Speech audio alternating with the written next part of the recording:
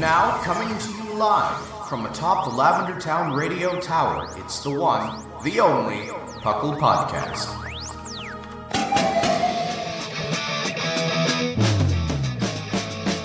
It's PUCL! PUCL! It's PUCL! PUCL! Pokemon Underground Champions League, oh yeah! PUCL! PUCL.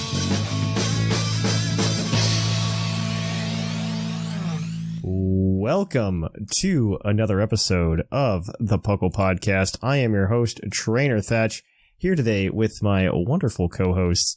We've got the lovely, as always, fluffiest Whimsicott. Hello, everyone.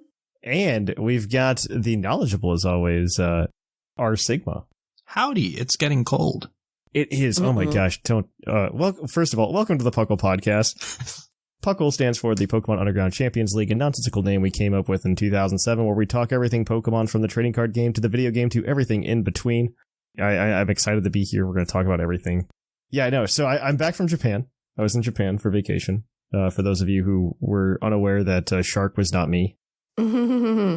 So I was in Japan, and I had a good time. It was very relaxing. Unfortunately, my wife came home with COVID, so I've been quarantined since we've gotten back. Fun times. I hear that's a common thing from airports these days, so unfortunately. It was pretty... I've heard a lot of people catching it recently, which makes me go, I need to go get the booster very soon. Yeah, a Norwegian streamer I watched got it from the airport too, and was like at home for 2 weeks, and it's like, oh, yeah. I'm sorry. That's unfortunate. Yeah, thankfully, this is the second time that she's had it, and I have successfully so far dodged it both times while she had it. The scientist in me looked into this the first time it happened, though. It turns out that it is shockingly lower than you would expect the chance of you catching COVID from somebody you cohabitate with. It's actually pretty low. Well, lower than you would expect, because you'd be like, oh man, it's imminent. Yeah, and it's not. It's actually not. It's very far from imminent. It's something like, I think you have a 16% chance of catching COVID from somebody you live with, so 1 in 6. Mm-hmm. Yeah, it checks out. My brother and my mom had it because probably they caught it when they went to the hospital to do a thing for my brother. But my sister and my dad never caught it, and they all lived together. Yeah, it's actually pretty low, so you have a pretty good chance of just not getting it if you live with somebody. But thankfully, we live in a large enough house where we can pretty effectively isolate from each other. On top of that, all of my crafting and fun time stuff is down in the basement anyway. So I can go hide in the basement while she's up on the second floor, so we don't have that giant gap there. A buffer. Yeah, the only thing is the little plague rats running around my house that are my cats and my dog. That's what I call them, or my plague rats when she gets sick. Because they want to they all want to go check on her while she's in bed, because it's odd that mom's in bed all day. Of course. So they go and see her when she's in bed. And then when I get up and move around, they're like, oh, something's going on. I would rather do something rather than nothing. Yeah. And so then they come and see me right away. And I'm like, okay, you guys have all been soaking in the COVID air. How about you all go take a breather and then you come and see me? I gotta get an air gap going, Yes. But yeah, I mean, other than that, we did a lot of stuff in Japan. We had a good time. Nice. I did end up going to more Pokemon centers than I anticipated. I'm surprised. Shocked. Yeah. Absolutely shocked. I know. No, our last day, we had way too much time because our flight didn't leave until 5 in the afternoon. But you get kicked out of the hotel at 10 o'clock, 11 o'clock. Yeah, yeah. So we're just what do we even do? And so we ended up going to the airport and dropping off our luggage with, they have a lot of these luggage storage companies in Japan. Oh, okay. Because they lean into the tourism pretty hard.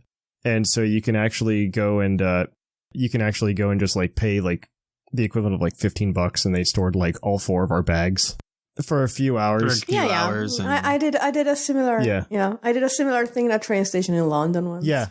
It's pretty convenient. And so we just so most of our vacation time was spent in Osaka and Kyoto.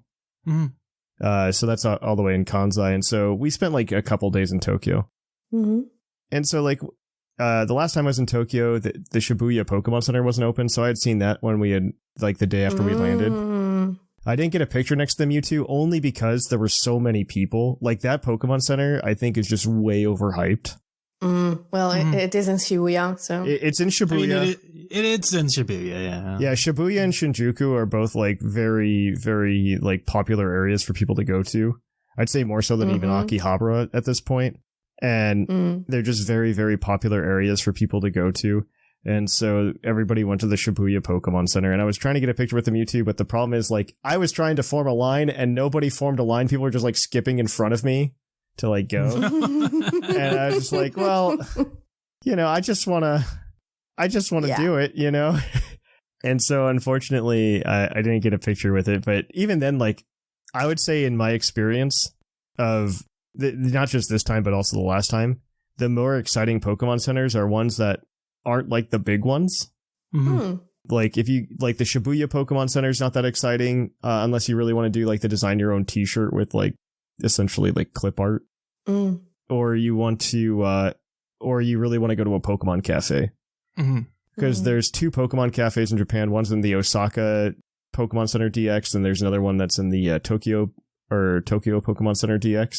Both of those Pokemon Centers are not that exciting, in my opinion. There's like a base level of stuff that a Pokemon Center has, and that's like all you see in the Pokemon Center DX and all you'll see in the Shibuya Pokemon Center. Oh, okay. And then if you go to, so like I went to Kyoto, so I went to the Kyoto Pokemon Center. And in the Kyoto Pokemon Center, it's got like a little bit more, it's got some like things that are unique to that place. Okay. And that's the stuff that I find more exciting. There's a bunch of Pikachu. I mean, that makes sense. That makes sense. Yeah.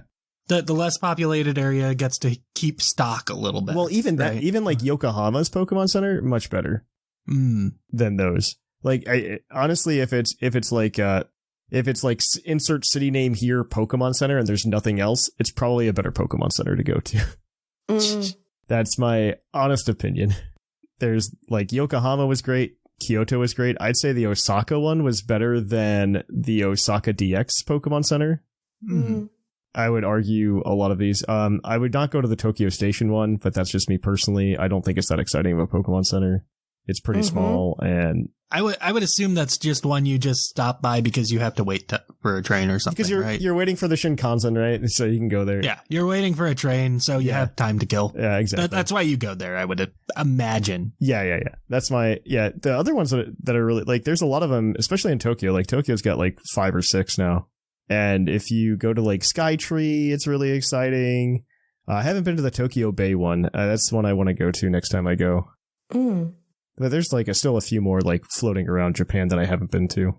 But it was a good time. It was a very relaxing trip until we got back. Well, that's at least partially good. Yeah. No, it was a good trip. I mean, I have plenty of things that I bought at the Pokemon Centers, but I was gonna like save those for like a stream. To show people what I bought. It's mostly TCG products because there wasn't a lot of like fun little things to buy this time. But I bought like 4 playmats for TCG. Of course. Well, one was because it was the new Garchomp from the set that's not out in the West yet. For a couple weeks, but yeah. For a couple weeks, yeah. It'll be out on the 3rd. But so I bought that. I bought a lot of Raging Surf merch actually. They always have so many like deck boxes and sleeves. Yeah. No, I bought the deck box and the sleeve of like the Electric Terra-type Mewtwo. Because that art looks really cool, and like the way they did the matte and the hollows on the sleeves and stuff like that. I need to go buy some outer sleeves because these sleeves obviously don't shovel that well, but the Japanese sleeves are better than the sleeves you get in the Elite Trainer boxes though. Yeah. I didn't mean to hijack this entire segment, but it looks like I accidentally did. But it's okay. Fine. You went to Japan. That's not something you do every day. That's true. I don't do it every day. I do it once every 3 or 4 years. And I just really like it. It was very peaceful in very certain places. Like, it was a lot of fun in Kyoto specifically as well. Like, I really enjoyed Kyoto when I was doing not touristy things in Kyoto, I should say. That like I'm an amateur photographer. And so I actually like doing a lot of photography, and on these trips I get to go do that. And so I got the temples in Kyoto were a lot of fun to go like do shoots at. And Osaka, not so much, because Osaka is more like Osaka. I guess the point of going to Osaka is mostly to go drink and go like party on the streets. Oh, okay. Which is like the nightlife there is actually like really fun and energizing. And I'm not a person that really enjoys like a lot of nightlife typically. Mm-hmm. It does help that drinking alcohol on the streets in Japan is also just completely legal. Like public drinking is not legal in Japan. So that certainly helps as well. But yeah, I mean, that was a lot of fun. I actually, I don't know how familiar Whimsicott might not be with John Oliver's show last week tonight. Well, I know of him. Okay. I've seen maybe 2 episodes. Okay. I was going to say, the clips are pretty common to float around. Have you ever heard of, so a lot of Japanese towns have mascots, and I don't think it's Osaka, but there's a smaller town in the Kansai region that has a mascot, or an unofficial mascot, in quotes, of this little river otter named Chiton. Mm-hmm. And Chiton had a friend, I forget what its name was, but they were in these viral videos of people being dressed up in the mascot outfits, and the one that's not Chiton would just like beat the crap out of like random things in like a TikTok. Okay. And so they eventually banned like Chiton's friend from being associated with like anything. And so John Oliver picked up this story because that's what John Oliver does. And he made his own mascot character named Chi John. Oh, wow. And they had this whole thing where they had Chi John meet Chiton. And for like a year or so, the little town picked up Chi John also as a mascot to be friends with Chiton. Recently, Chi John got dropped, but I did get to see Chiton in Osaka, which is why I told this story. Okay, nice. I did get to see Chiton. Nice. Randomly, because I actually saw Nurb from PUCL. Our vacations lined up almost perfectly in Japan. Oh, wow. Mm-hmm. Yeah. So we ended up bumping into each other a couple times and having dinner and drinking. And we were in Osaka, and we see Chiton. There's just like this giant crowd. There's like this famous like Running Man like LED image on the Osaka in Osaka, and we were down by that. And Chiton's just out there like doing a dance, and I'm just like, wow, this is really weird. Why is this crowd forming? And then all of a sudden, like a J-pop group just comes out of nowhere, and we had accidentally stumbled into a free J-pop concert. Wow. Yeah, it was a wild time. It was definitely a wild time. Like Osaka was a party. Kyoto is very peaceful though. I have some pictures from that. I need to just put them into like a PowerPoint and just like show them off on stream or something. The modern version of this live show after the vacation. Yeah, exactly. But yeah, I mean, there are some good pictures. I got some good shots. Okay, I did post some of them in Discord while I was there. No, the couple you shared on Discord were like super, super nice. Yeah, well, I try to. I mean, so my trick is I will always just take if I find a shot I like, I will take about like 20 versions of that photo. Yeah. That way I can pick out which one I like the best. That's fair. That's fair. That reminds me of like Pokemon Snap, where there's an option where it takes 3 photos consecutively, so you get to pick a good one. Yep, that was a nice feature. I can understand you taking a bunch of makes sense. As a photographer, there's pro tips from the amateur photographer Thatch. It's like I'm not a big photography person, so. Oh, I love it. I used to spend a lot of time in high school. I started with film, and mostly because the process is real zen to do film photography. I love it. Yeah, I wanted to do it. It just didn't. It never worked with my schedule in high school. That's fair. So yeah, I did it in high school. The high school I went to had like the largest dark room in the state of Indiana. Ooh. Which was really nice. And the thing is, like, the teacher was so lax and too lax, so like everybody just essentially used photography as a study hall where you got a grade. I mean, there's not much you can do. No. There's so much to do outside of the classroom with photography. That makes sense. Yeah, it was so great though, because that meant nobody was ever in the dark room. And so I had like the largest dark room in the state of Indiana to myself most days. And I would just go in there, and because I would buy extra film more than for the assignments. Nice. And I would go take a bunch of photographs on my own because I mostly like doing landscape photography, which made Japan perfect, obviously. Oh, yeah. Mm-hmm. So I went and did landscape photography, and I would just go sit in the darkroom for hours just developing photographs. Nice. I love it. I miss it sometimes because like it's just a real zen process because like you're doing like the developers and you're lining up the images and the when you're exposing the photo paper. It was super zen. My high school put their budget towards the FX department, which we actually had like a had a pretty big one. I never got into the class, but yeah, we did have like at least one alumni go on to the sci-fi shows where they had costume competitions. Cool. Yeah, nice. We had at least one alumni from our high school go there, so that was cool. Dude, that's sweet. Art departments, they're important. I would go further down that rabbit hole, but this is one of the longest intro segments I think we've ever done. It's Japan. It's fine. It's going to be one of the shortest news segments we've ever had. It is going to be one of the shortest news segments. And on top of that, I think this one was interesting because I at least talked about Japan a little bit, even if I am a little low energy. But we're going to go ahead and I think I'm going to cut it off here. And we're going to go ahead and we are going to cue that epic music.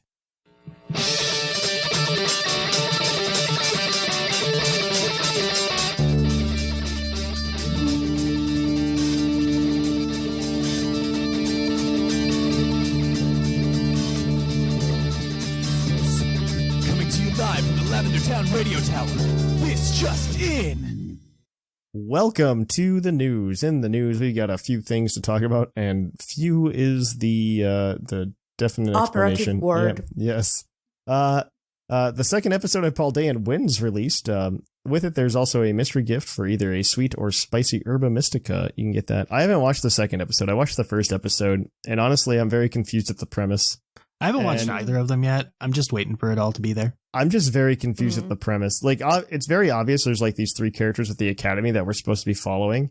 And the first episode was about this girl and her flute, but I didn't feel any real attachment to that storyline. It just things just like kind of happened.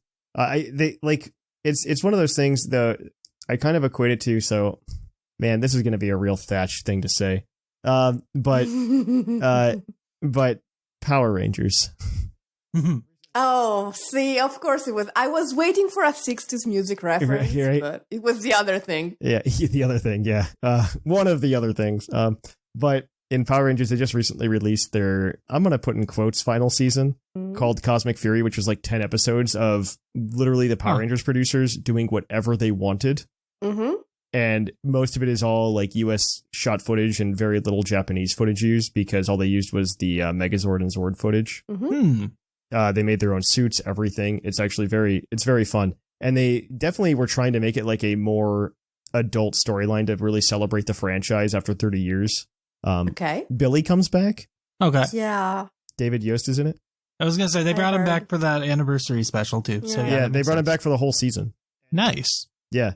And I love that. Yeah, it's very cool. The only issue I have with it is that it's only 10 episodes, so they're trying to do a lot of things, but only in 10 episodes.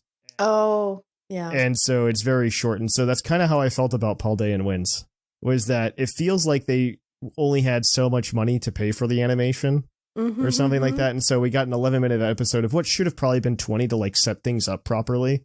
Yeah. That's kind of how I felt. I mean, the animation style is very pretty. It's done very well.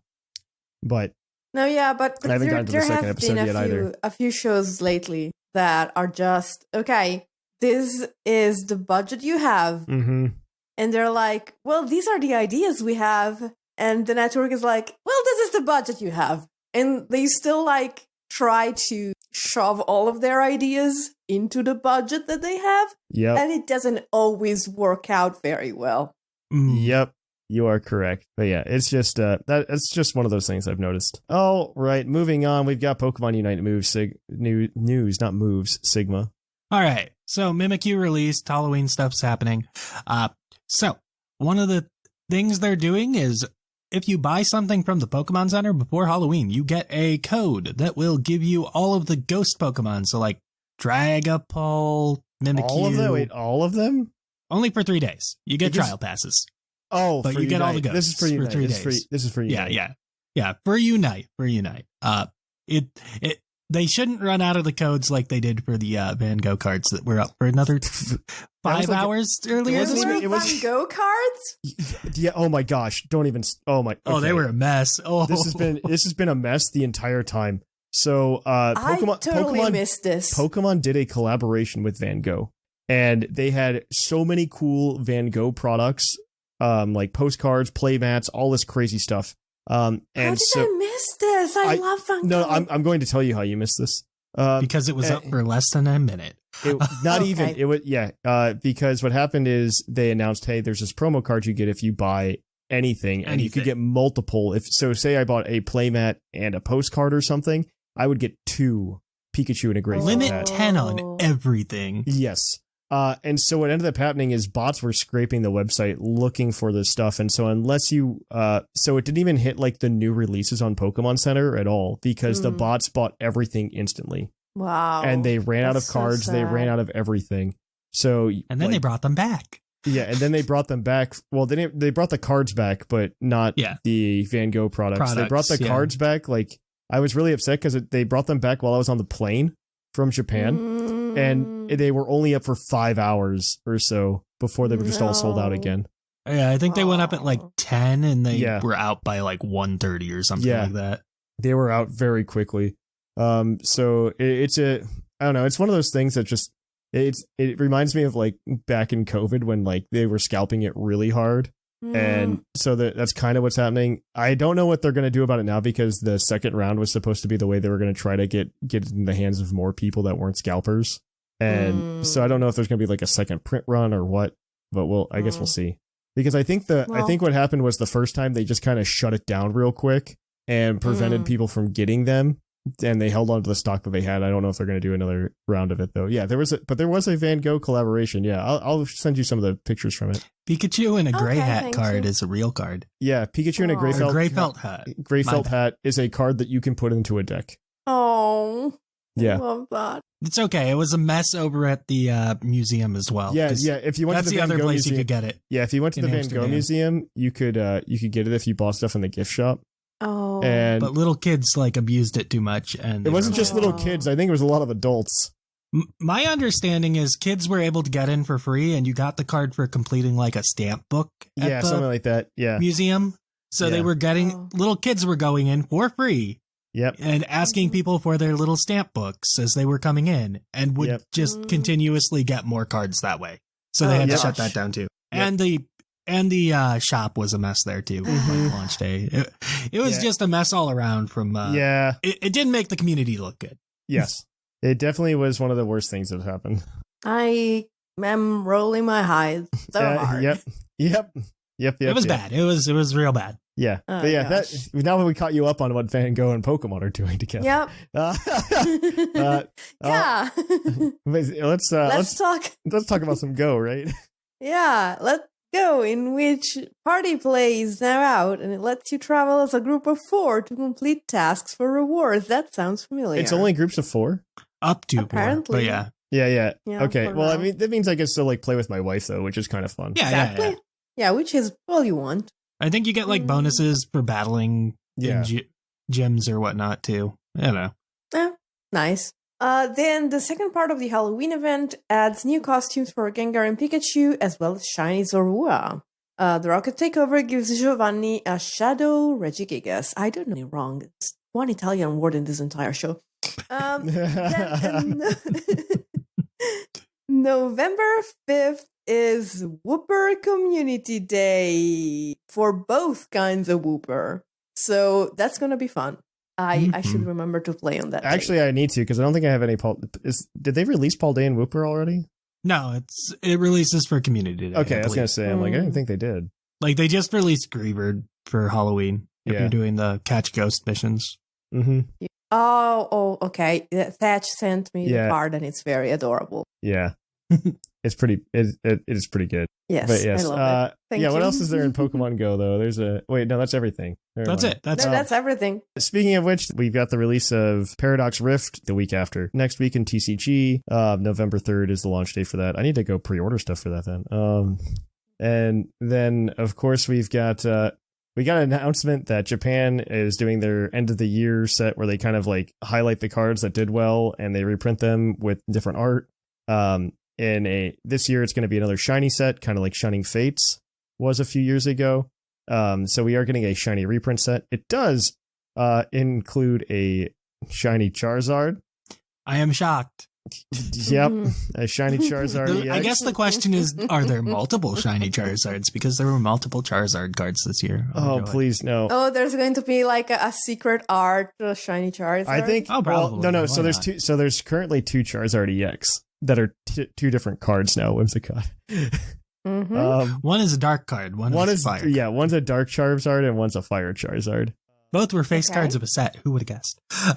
Well, I wouldn't call the second one a face card of the set, but 151 wasn't as much. I mean, it's still the chase card next to Mew. But, yeah. Well, the Mew, not really so much anymore, but yeah. The Charizard is definitely the chase card in that, but the Dark Charizard is actually playable. Yeah, so usually, actually, if you look at like the past 3 generations of Pokemon, it has always been the third set that's released for that block.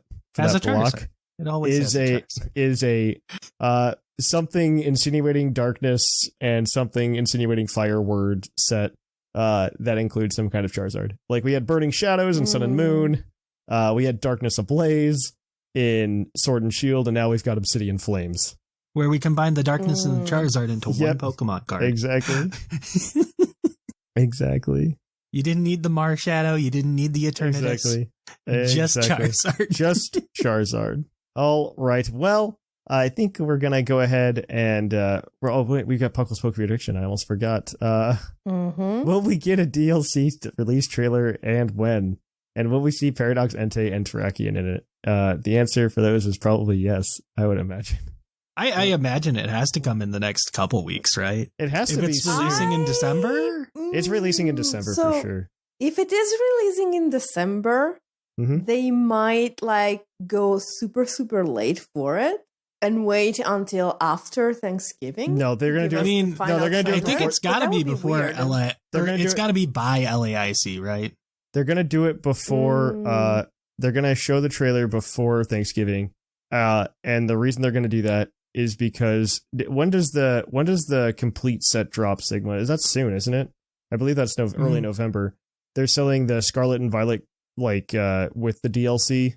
Oh, that starts selling like early November. That might be November 3rd too. Yeah. Okay, then. They start selling that early November, and so what you do is you go, hey, this DLC is going to be out by this day, so it's out by Christmas. You should buy this for Christmas. And that way you have you have it as part of the Black Friday sale. Okay. Yes. I get it. Yeah, I could see it being 2 weeks or within 2 weeks then. Because I think that's November 3rd it starts. I could see it around... I'm not going to say November. I'm not going to say first week in November. I'm going to say second or third week. But by the 17th of November. Yeah, because the 17th is Latin American International. Yeah, before the government shuts down. Probably want to show the trailers there too. So yeah, before the government shuts down, we'll see it. So, yes, we will... And I have to imagine the Paradox Entei and Terrakion, right? Yeah, we're gonna see we know they exist. They have to at this point, right? Like you can do plausible deniability on the Peach Pokemon, right? Even though it's in the cutscene, it's just like straight up there. It's just like straight up in the cutscene, which is ridiculous. Like it's obscured a little bit. You can't quite tell it's there, but it is there. It's just there, but it's fine. It's fine. It's fine. All right. Or the Diplin Evo, like. Oh yeah, that's my assumption. But yeah, I think it's time for Puckle's Poke Quiz though. So we're gonna kick it on over to that, and we're gonna quiz your co-host on their insane Pokemon.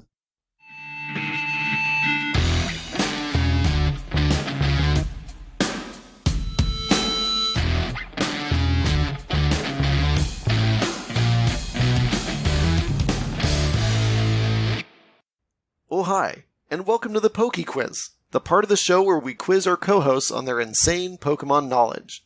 I'm Mark from the Dunsparce Gang, here to explain the rules. Our fabulous co-hosts will work as a team to answer 5 Pokemon-themed trivia questions that fans have submitted on the Discord server. Each question is worth 1 point, with Pokedex and multiple answer questions worth more, for a total of 7 points. The host can use a free hint at any time. If they get all the answers correct and do not use the hint, they can cash it in for an 8th point. Welcome to the quiz. Thank you for that introduction, Mark. We're going to jump right into it. Our first question is going to come to you from Elite Four Brant. He asks, which move introduced in Generation 2 had its name corrected in Generation 6 due to a spelling/translation error? Huh. So I would say the pronunciation did not change, but the spelling changed. Interesting.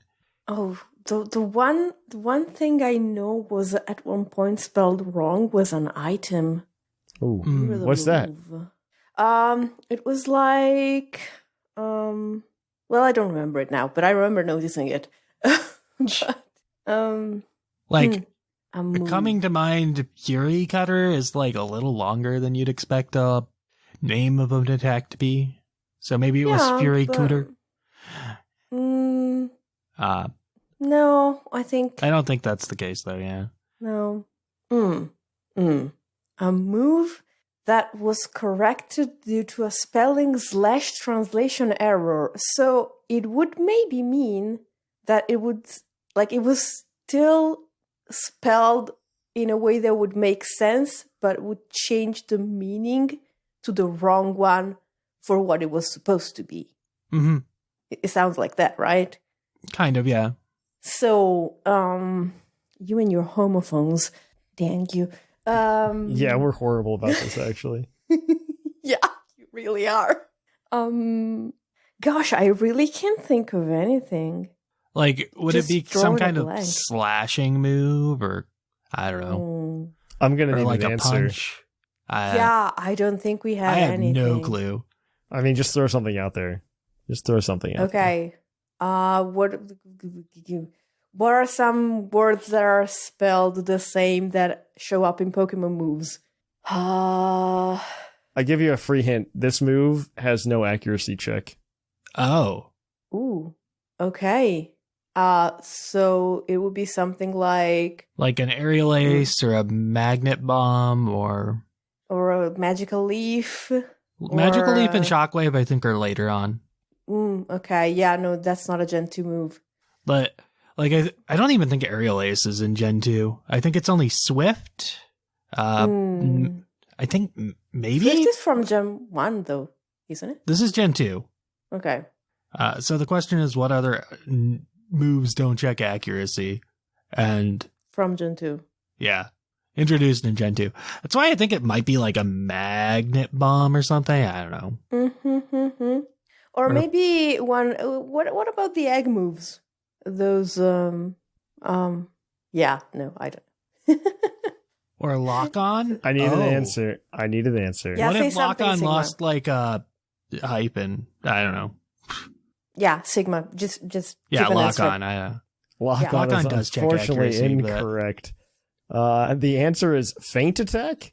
It was originally spelled as feint, F-A-I-N-T. And it was changed in X and Y to feint, F-E-I-N-T. Yeah. I always wondered about that. That is what happened. No, I didn't remember. I never run that move. That makes sense. Yes. No, it's very weak. It's like base power 20, right? Or something like that. It's Oh no, 60? base power is 60. I think 60, they're all 60. 60. Yeah, I was reading the PP. I am not awake. It just wasn't on much in Gen 2 because dark types were barely a thing. Well, you're 0 for 1. Your next. Oh, go ahead. Oh, that's why I didn't know. I played Gen 1 through 5 in Italian, so That probably didn't help. of course I would have noticed. Oh well. Well, your next question is going to come to you from Polywo, who we haven't seen in a while in the trivia. This is a TCG question from base set, though. I actually know the answer to this question because I think it's a very odd thing. In the base set, only the Poliwag line and one other water type card are weak to grass. who is the other water-type Pokemon that is weak to grass in base set? And not electric. And not electric. I always saw this one, and I always thought it was odd that one was grass. Because it doesn't belong there. Yeah, exactly. Because it's not a Pokemon that's weak to grass in the game. I think. So what would it be? You said it wouldn't be weak to grass in the game, and it's a water type from Gen 1. Yep. Yeah, so it would have to be. They do this occasionally still, and it's very annoying. It is. I think they're doing it with Spiritomb nowadays, too. What are they making it weak to grass? Dark. Something like that. Yeah, they're doing it because they're trying to because it's balance. A ghost type, so it gets to be weak to dark. They're just trying to balance the game because you can't just have random ghost types that are weak to psychic or something like that. Mm-hmm. Or random dark types weak to psychic. You can't do that, unfortunately. So if it wasn't supposed to be weak to grass, would you say it might be... I don't think Tentacle was in base set, was it? I'm going to give you a free answer there and say it was in Fossil. That's what I thought. Yeah. So I think the water cards were just water and ice types. Yeah. Am I wrong? Yeah, I'm pretty sure Lapras was weak to electric. The Vaporeon I don't think was added until the next set. I think all the evolutions were in the second or third set. Jungle. Yeah, they were in Jungle, I believe. Jungle. So it wouldn't be Vaporeon. And Vaporeon is weak to grass. Mm-hmm. I think the only ice type in Gen 1 that isn't also a water type is Jinx. Yeah, but I think Jinx was a psychic type. Jinx was a psychic type. It doesn't matter. Card. Yeah, I remember her being a psychic card. What else is there in Gen 1 that is an ice type but not a water type? Oh gosh. You're going down the wrong trail. You're going down the wrong trail. Oh gosh. Okay, fine. Because I don't think it's Seal Dugong. I don't think that's it. You got Horsey Seadra. I'm pretty sure Seal Dugong were in base set, though. You are missing some very specific Gen 1 water-type Pokemon. Slowpoke, Slowking, or Slowpoke, Slowbro, or Pokemon. They were psychic types, though, in the game, in the TCG base set. Squirtles. Psyducks. You're still... Keep digging. Wait. Keep digging. This one was very odd because it evolved, and the Pokemon it evolved from was a water type and weak to lightning, I believe, in base set as well.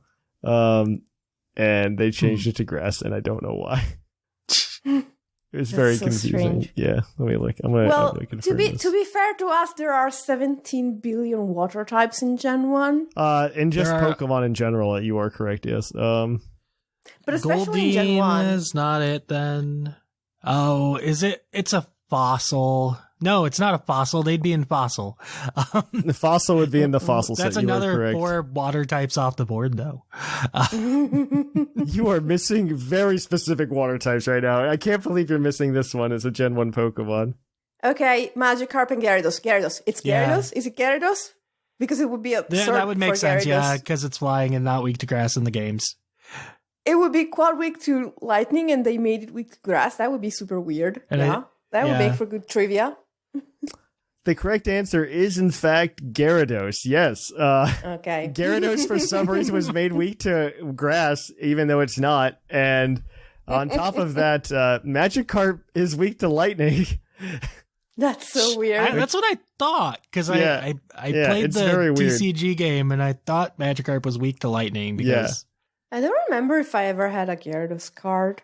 I remember how it looks. I do, because it's in that cube I built. That one day we will I think it takes play. 4 water energies for a hyper beam or something. I built the cube. Wow. We got to play this cube one day. All right. Well, you guys are 1 for 2. Your next question is your Pokédex entry, as always. This one is from Phoenix Scyther. The question is, its Scarlet entry reads, if you are bummed by the flame, or burned by, I read bummed because the R and the N and the italics merged together. If you are burned by the flames, it shoots from its mouth. The pain will never go away. Who's that Pokemon? From Pokemon Scarlet. So that limits it to sounds familiar. That is limiting it to 500 Pokemon? Yes. It's a fire and also breather. to Pokemon who shoots fire from their mouth, which is not all fire types. Like a Vulpix isn't like the worst. Huh? Actually, I think it might be Vulpix and Ninetales. Yes. But Because that was added in the DLC, so they are in the DLC. Yes. Like I wouldn't think it would be the Litwick line. That's unlikely. That's not a fire spitting fire type. There was I remember. Okay, so I'm pretty sure it was something cute. I was going to say, I'm assuming sure. it's not the Carcoals. Exactly. They I'm aren't not fire sure spitters. it was. So there are not a lot of like. There aren't really a types lot of fire types, are there? in Scarlet and Violet. Yeah. Yeah. I think we could go. I'm okay with the first guess being answer. Vulpix. And Yeah. Same. seeing where same, it goes from there. Same. Vulpix and Ninetales are unfortunately incorrect. Okay. Your next entry is fine. going to come to you from Pokemon Violet, and it reads, upon hearing its eerie howls, other Pokemon get the shivers and head straight back to their nests. So I'm feeling Houndour. Yeah. Yes. Or Houndoom, but I assume it's Houndour. Are you locking that in? I like that. Yeah, I think Yeah. so. Houndour is incorrect, but Houndoom is correct, so I will give it to Okay. you. Cool. We'll take it. So it is Houndoom. It is Houndoom. All right, you guys are 2 for 3. Your next entry question has multiple answers. I will give you up to 3 points here. This is going to come to you from... I'm going to give it to you from Liger, the trivia master himself. Ooh. There are 5 answers here. I only need 3 of them. If you get all 5, Okay. I'll give you a pat on the back and a gold star. And this is from Liger. What are the 5 abilities Starmobiles can have? Oh, no. Ooh. Okay, So I know one is one of them Speed is Speed Boost, right? Yes. That's the That is easiest one correct. to remember. That is correct. You do get 3 That's the strikes and then scariest you're one. out, obviously. But Okay. there I are remember that one. 4 more of them. Okay. One other one was I don't remember the dark one at all because I think it died instantly because I went there after the fire one. So yes. I think the fairy one had an interesting one, if I don't remember. I know the fighting one was scary. Yeah. I just don't it remember had why.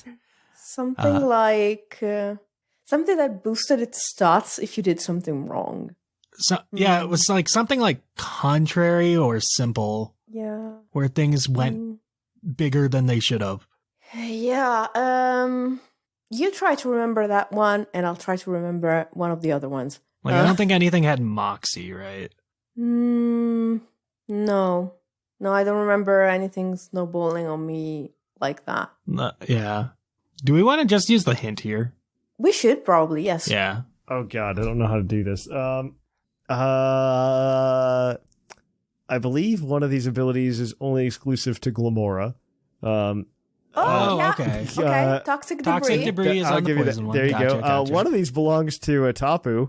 Oh, Really? yeah. Okay, I thought I And- think the fairy one has Mr. Terrain. Interesting. Not Mr. Terrain. What's the That's a good ability enough called? answer, but it's Misty Surge. Yes, Misty that's Surge, correct. yeah. Yep. Misty Surge? Thank you. That's correct. That's Yeah. 3. The other 2 you were missing, because I don't know how to give you hints for these, are Intimidate and Stamina. Stamina. Stamina. And Stamina. That's the remember annoying I one. remember the Stamina one, because that was the hardest one of them all. Yeah. That one was terrifying. That one I, was the hardest I one. used a lot of We max revives. Yeah. I knew there was something annoying there. So we gave you guys 3 points there. So you guys are, I believe, 5 for 4. So your next question is your base stat question, as always. And because it's Spoopy month, we're going to go ahead and give you this one about ghost types. What ghost type Pokemon has the lowest base speed of all ghost type Pokemon? So instantly I go to Duskull. It is pretty slow, but There might be something slow. Palossand is also pretty slow. Mm-hmm. That's true. And These aren't fully evolved, just like base level. So Yeah, like, I know. I wouldn't That's why I answer said Duskull. Palossand. I wouldn't call Palossand. I would say Oh, Sandygast. I mean Yeah. Sandygast, yeah. Yeah, sorry. I always get them mixed up. They're both pretty darn slow. They're not Munchlax slow, I don't think, but they are slow. No. They're like 20, 25, something like that. So, I'm not... Because I think Dusclops only gets up to like 35, and then Dusknoir is 45, something like that. That's really slow. What else? What else is really, really slow as a ghost type? They've added so many ghost types in recent games. Yeah, they have. They have. Remember when it was just Ghastly, Haunter, and Gengar? And then And Mr. then Vis. Mr. Bus. And then Yes. just Mr. Vis. Just Mr. This. Shuppet might not be great, but I assume it's faster than Duskull. Oh, it's faster than Duskull, I think, yes. Sableye and Spiritomb are both awful speed-wise, but not that bad. Yeah, but they're like, what? 25, They're like 30, 40, 35? 60, Yeah. something like that. Yeah. What else is... So, Litwick isn't Greavard that slow. is not that slow. I'm gonna need an answer here. Okay. Sigma? I don't know. It's a coin flip between Sandygast and Duskull. I think it might be Sandygast. I think just because, it's stuck to the ground. It doesn't It might be float, Sandygast. right? Yeah. It looks... Let's put it this way. It looks like it should be slower. Yes. Sandygast is unfortunately incorrect. It's actually the Okay. second slowest, so you were very close. Because Sandygast has a base speed of 15. 15? Oh, wow. Yeah. And something is slower. Yes. You don't say. Gimmighoul chest form is base stat 10. Oh. I am shocked and yet not. I'm not shocked we got it. Didn't Yeah. get it, though. Yeah. Yeah. Gimmighoul in the chest form is 10. Then Sandygast at 15, and then tied for third slowest is Mega Sableye and Litwick at 20. Mega Sableye. Yeah. Oh. I didn't realize it lost Sableye stats. is hauling around a giant gem, Yeah. and Litwick doesn't Makes have feet, sense. So, Yeah, makes sense. Litwick's a candle. Litwick is, in fact, a candle. It is a candle. I mean, that's how we got to the logic of Sandygast. So you Yeah, guys It's a got pile of sand. 5 points. I mean, yes. I mean, the chest is pretty much the same. Like, it's literally The carrying chest around can't this. move. Like, the Gimmighoul is not moving that chest. Exactly. It makes sense. I'm not complaining that it's the slowest. I just don't think of the We Gimmighoul just didn't stats. remember it existed. Exactly. All right. Well, we're going to go ahead and, somebody messed up my sheet. I don't know who it was. But in first place, we've still got Linian with 36 points. In second place, we have Seth Vila with 31 points. In third place, we've got Shark Finnegan with 28. In fourth, we've got a tie between Sigma and Whimsicott at 22. Oh. In sixth, we've got a tie between Shamu and Mark at 20. And in eighth, we've got Shushura with 17, Sublime in ninth with 14, and Claude in last with 12. It's still a race to 40, so it's anybody's game. So until next time, though, guys, we are going to kick it on over to the topic. Puckle Factory is back. Battle against your fellow Puckalonians with rental teams provided to you by us. Each week will have its own themes to explore. You get to pick which team best suits your wants, which one you think is the best. You have until October 1st at 8 p.m. Eastern Time to sign up. Further information can be found on our Discord at pucklediscord.com. Hope to see you there. Welcome to our topic. Our topic today is mascot Pokemon and are they abused and overused? And this mostly came up to me because we got that announcement of the release of the new set coming out in Japan, where it's essentially Crown Zenith / Shining Fates, and there was something else before that, maybe? Mm-hmm. There was. There's always like this extra set at the end of the year that's like the fancy set where they just like make fun things and fun art of cards that are typically pretty decent in the meta. I don't think we actually got it in the US in the second year in the Sword and Shield block. I think they just ended up making that the Galarian Gallery. Yeah, because it wasn't shiny Pokemon. Yeah, it wasn't shiny Pokemon, so they didn't make it a whole full set. Yeah, you're correct. And so, yeah, I think it's very... This came up because they announced the set, and they announced that Charizard EX, the Dark type Charizard EX, was going to be in it, but shiny. And so immediately I go, okay, so this set is going to be sold out into Oblivion, but it'll probably be reprinted into Oblivion, just like Shining Fates. I think Shining Fates I can still go to the store and buy an Elite Trainer box of right now. Thanks, scalpers. No, I can just go buy it because they just reprinted it into the ground. The scalpers made them overproduce. Yeah, which is fine. I mean, that's fine because I would like a chance. Like, as a Pokemon fan, I know, like, I understand there being value in things, and like I do want certain products, but I don't want, I don't need like an excessive amount of them. Like, if a new TCG set drops, what I want is like a booster box, an ETB, and I like collecting one of each promo card. Mm-hmm. I think that's very fun to do. I don't know. Like, that's going to ruin the set. But either way, like, I saw this and I'm like, 6 Charizard cards, not including the Pokemon 151 Charizard we got as well this year. Mm. Then thinking about how Charizard's just like, a lot of this problem stems from Charizard. And I don't think just Charizard is the problem, but I don't know that I like how much Pokemon is relying on stuff like this as almost a crutch. You know what I mean? Mm. Mm-hmm. Like, you don't complain when you see a new Pikachu plush, because that's just what Pokemon is. That's Pikachu. That is the face of the franchise. I do get a little annoyed at like Eevee and Eevee Evolution sometimes as well. I mean, they tried really hard to make Eevee a thing. And it still technically is, but it's not a Pikachu. The thing is with Eevee that there are people who don't like Pikachu, or maybe they don't like yellow, say, okay. And if you pick Eevee as your like second mascot, essentially, you have something for everyone, and you still only have to produce like one line of merchandise, essentially. No, I don't disagree with you. Like, I think Eevee was actually like a smart Pokemon to try to pivot as the second mascot, especially over Charizard. But I don't think it quite worked out, so they kind of put it back on like Charizard tier. Charizard's like on its own tier, I think, because like Charizard is like Pikachu then Charizard. And I mean, this is... Yeah, like you have Pikachu at the top tier, then you have Charizard, then you have like Eevee, Lucario, Meowth is up. Meowth used to be up there. Not as much anymore. Meowth is probably still there, but then you've got... I like that everything we said so far outside of Lucario is Gen 1, by the way.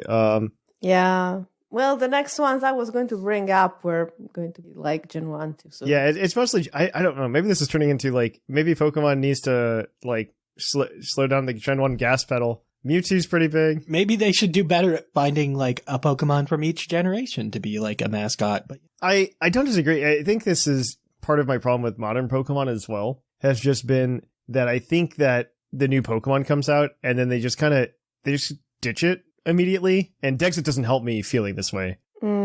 Because you look at Gen 8, and I'm pretty sure there's some Gen 8 Pokemon that still aren't in Scarlet and Violet. Like, I was shocked to see that Kramer didn't get added until the Teal Mask. I mean, to be fair, that's 3 models, and it probably doesn't look great. I don't think the number of models actually matters anymore. I think they are honestly just doing it to do it at this point. Well, I was going to say, it probably also just doesn't look good in a Terra Crown. It's there anyway. I mean, I just don't think the number of models is an issue, in all honesty, based on the number of Pokemon with form. Like, we got Oricorio. Rotom's still here. You've got a number of Pokemon that have multiple forms. For as much as Rotom shows up, I'm surprised it's not used more like in a mascot. I think it's not so much used in a mascot, but I do dislike how we've just gone to Rotom infiltrating electronics as like our Pokedex now. Like, that's just our thing. Yeah. I was so actually this morning. I mean, it was a clean solution, and it's easy to replicate in every region. So it's like,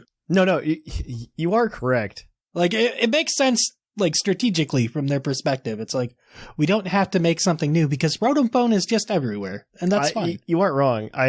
Two things about this. One very minor. I'm very upset we still haven't gotten like a Rotom phone case. Wasn't there like an Arc phone case, which makes it even worse? There is an Arc phone case, and there's like the Porygon phone from Pokemon Masters.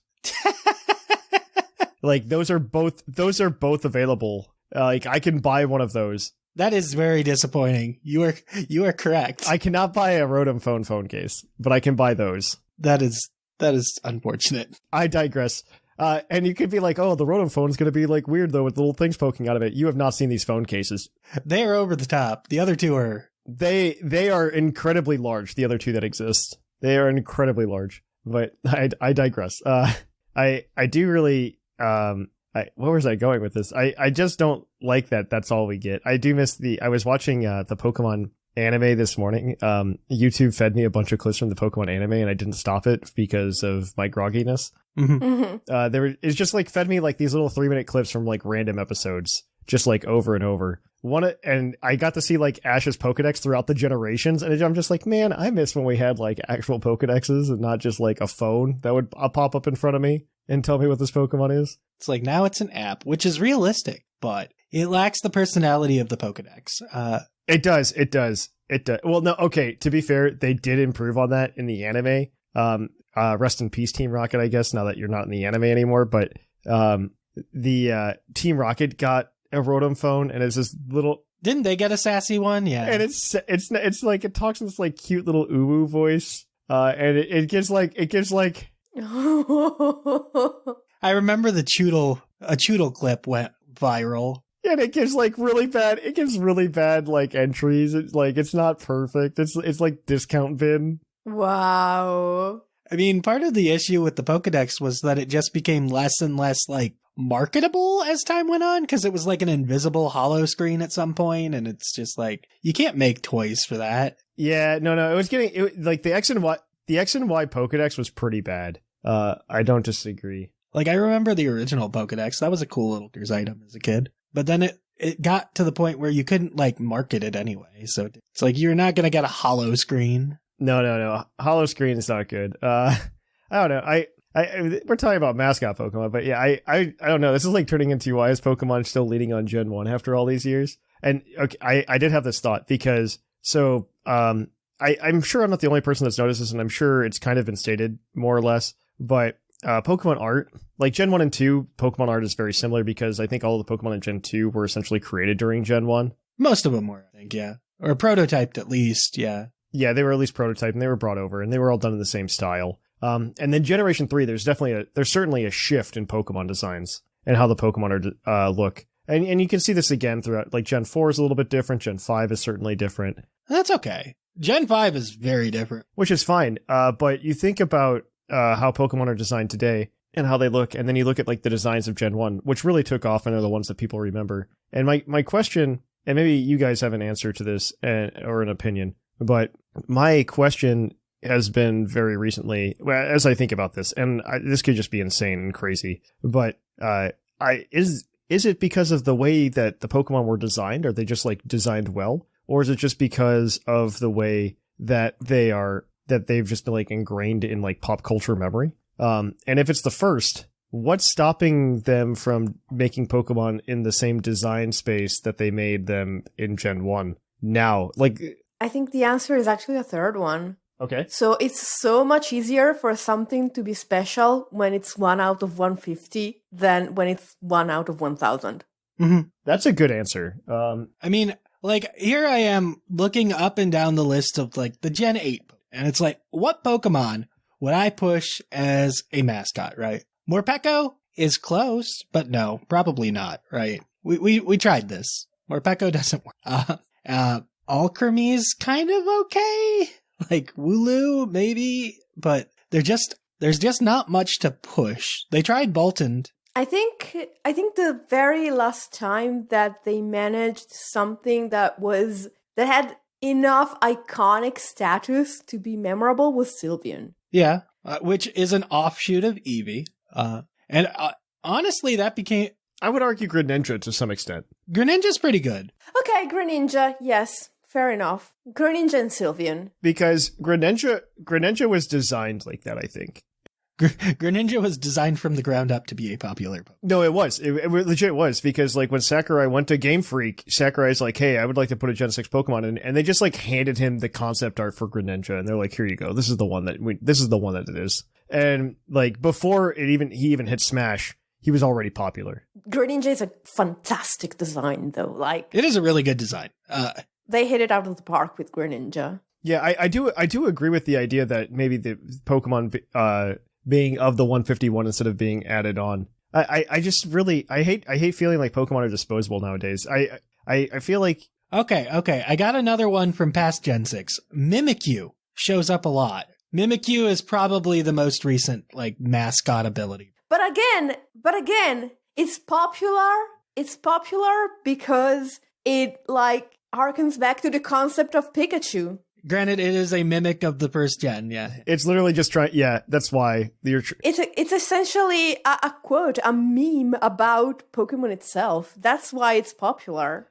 Japan, by the way, has these plushes of Mimikyu with, like, the lit up eyes when it gets angry. I almost bought one, but it was, like, very big. It was very big, so I didn't buy it and bring it home. Yeah, it was adorable. I saw that and I was like, oh, that's pretty good. Yeah. Yeah, but so, okay, to elaborate on my concept, suppose you really, really, really, really, really like a certain type of animal or a certain color or a concept or something. You see the original 151 Pokemon and you say, that's my guy, okay? And then, first of all, you have been in the franchise for 25 years. No, I would love the perspective. And I mean, I would love the perspective of somebody, and I guess we're getting to the point who got in at like XY Sun Moon. Yeah, I would love that perspective, right? Like, which none of us cover. No. I think we all started with red and blue. Yeah, yes, for various reasons. Well, that not just that we're old, it's just that like if you weren't if you weren't like if you're not over the age of 18, I try not to have you on the podcast, right? Mm-hmm. So so it's very hard to find somebody like that. But I am curious, like somebody who didn't start with red and blue, because like even if we were to grab like an 18-year-old now, that's still what year, 2005. A lot of those kids like got into Pokemon early enough that they still like went back and enjoyed Gen 1 to some extent. So like I don't know, like in 10 years we'll have a better answer to this question. I can ask somebody, right? I'm sorry, I got so like thrown off by you saying someone who's 18 was born in 2000 and I just couldn't listen to the last 30 seconds. You're right. That hurts a little bit. Oh gosh, yes. I had a physical reaction to that. But yeah, in 10 years you'll have somebody who doesn't remember Donphan. They just remember Great Tusk. I guess maybe even if so pick someone who is like 10 today and gets into Pokemon. Let's even leave aside the fact that they can't pick up a game that has all the Pokemon. Let's leave that aside, even though it's a big factor. What's actually going to be more rough about this is that at some point you get to the point where the kids getting into Pokemon also had their parents who were into Pokemon, so they're going to influence them with the Gen 1. Yeah, that's already happening. Like, yeah, thanks, Snag.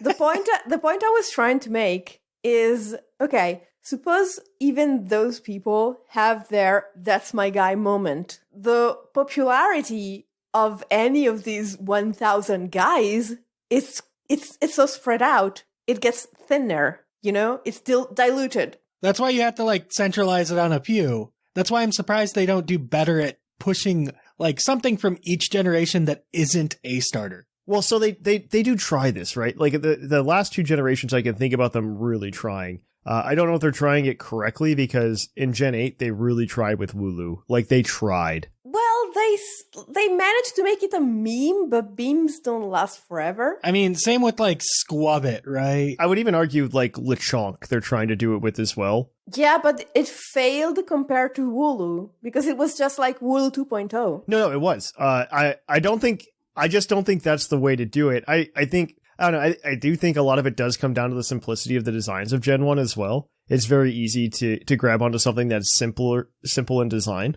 I mean, that's why something like Snom can take off, right, in popularity? That's why Snom got, like, that really took off. The problem is right now I think they're trying to lean into memes, which I don't think works as well. Because, like, even... That doesn't help. Like, even think about legendaries, right? I would argue that a lot, like Koraidon and Miraidon, I think are going to be forgotten to time. And I think Zacian and Zamazenta will. I think a lot of people have already forgotten Zamazenta to begin with. Like, honestly, I think that Koraidon and Miraidon might be okay just because they're with you the entire time and are... That's fair. That is fair. Involved in the story. Like, I liked what they did with those two. Those two might withstand the test of time as legendaries just because of how they were treated on the story. I would argue even like Cosmog and Cosmoem probably fall into that, but like Xerneas and Yveltal, like those are going to get lost in time. No one cares. They didn't even bother giving them unique stats. I don't know. I really like Xerneas, but that's probably a person. I mean, that's because it was the first fairy legend, but yeah, I think also we're like the three of us are very biased in a lot of this stuff too. Just because I mean, I don't love Mewtwo that much either. Like, but Mewtwo's everywhere, man. That stuff's never going away. Mewtwo's never leaving us. Ho-Oh and Lugia were my legends, even though I started with Red and Blue. Yeah, I would love some Gen 2 love. I really hope we get some Gen 2 love. Gen 2 is the red-headed stepchild of the Pokemon franchise, really. That's because it was Gen 1 too. It's Gen 1 too. It was a sequel to Gen 1. It was less of its own thing and more of Gen 1. Yeah, it was just Gen 1, but again. And that's, I mean, I really, like, in my mind, I view Gen 1 and 2 as just the same thing. Yeah, it's like Gen 1.5. Yeah, no, it's more of like a DLC to Gen 1, right? Pretty much, yeah. Like, you think about how we're getting new Pokemon in the DLCs and stuff like that. That's essentially what this is, what Gen 2 was. I actually heard some, like, really crazy stuff about Gen 2 recently that I didn't know. Like that it had a completely different concept at the beginning. Oh, yeah, I heard that too. Where Kanto is just like the small area or something like that. I played through that a few years ago. Yeah, well, like, so they were trying to shove so much into it that, like the Kanto, like the region of Kanto was essentially just going to be a city because of the space requirements. And yeah, I think we all saw the same video. Yes. We've all watched this is probably a Did You Know Gaming or something, but well, no, back when the beta leaked a few years back, I got it, so I played through it a little bit. Apparently with the way they set it up, it was just like from city to city, there were no really in-between routes. I don't want to keep talking about my trip to Japan, but both times I've been there, like, it just helps me understand Pokemon games so much better, right? The design, because, like, as a kid growing up in America, you go to, like, the department store in Celadon City, and you're like, why do I have to keep taking these escalators up? This makes no sense. And then you go to Japan, and then it makes perfect sense. Oh, of course.